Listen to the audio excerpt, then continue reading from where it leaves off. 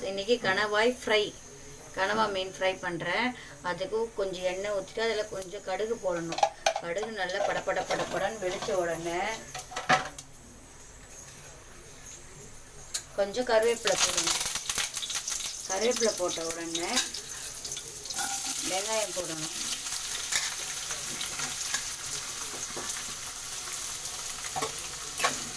வெங்காயம் போட்டு வெங்காயம் வந்து நல்லா கோல்டன் ப்ரௌனில் வேகணும். பாருங்க, நல்லா வெந்த உடனே வெங்காயத்தை பொன்னிறமாக வர வரைக்கும் நல்லா வதக்கணும். வதக்கிட்டு கொஞ்சோண்டு இஞ்சி பூண்டு பேஸ்ட்டு போடணும். போட்டுட்டு நல்லா கலரை விடுங்க. இஞ்சி பூண்டு வந்து ஸ்மெல் வரக்கூடாது, அந்த இஞ்சி நெடி வரக்கூடாது. அதனால் அந்த ஃப்ளேவர் போட்டு நல்லா அந்த மேஷ் ஆகி நல்லா போட்டு வைத்த பிறகு கணவாய் மீன் வந்து வச்சிருக்கிறேன். கனவா மீனை வந்து நல்லா வேக வச்சுக்கணும். சும்மா ஒரு விசில் போட்டு வேக வச்சுட்டு அதோடைய வெங்காயத்தோடு மிக்ஸ் பண்ணிக்கணும். மிக்ஸ் பண்ணி நல்லா ஃப்ரை பண்ணணும். எண்ணெயிலேயே ஃப்ரை பண்ணிவிட்டு லைட்டாக உப்பு,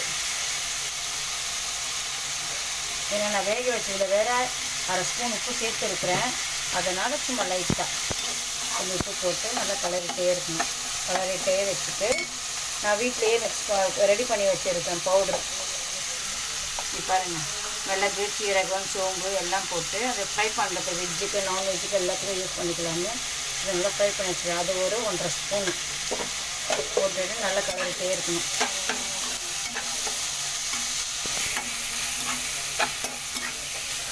கொஞ்சம் மிளகாத்தூள் சும்மா 1 ஸ்பூனுக்கு காரத்துக்கு, கொஞ்சம் மிளகுத்தூள்,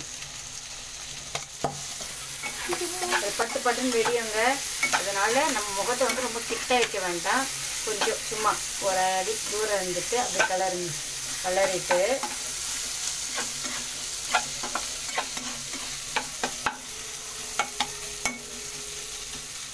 சும்மா ஒரு 1/4 டம்ளர் தண்ணி ஊற்றி இந்த மசாலா வேகிறதுக்கு சும்மா ஒரு 1/4 டம்ளர் தண்ணி ஊற்றி சிம்மில் வச்சுடுங்க.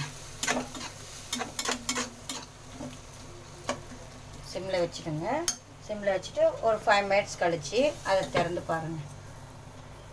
5 மினிட்ஸ் கழித்து நல்லா ட்ரை ஆகிடுச்சு. சும்மா ஒரு 2 கொத்தமல்லி இலை அப்படி தூவிட்டு சர்வ் பண்ண வேண்டியது தான். ஓகே வியூவர்ஸ், பிடிச்சிருந்துச்சின்னா லைக் பண்ணுங்கள், ஷேர் பண்ணுங்கள், சப்ஸ்கிரைப் பண்ணுங்கள். பாய்.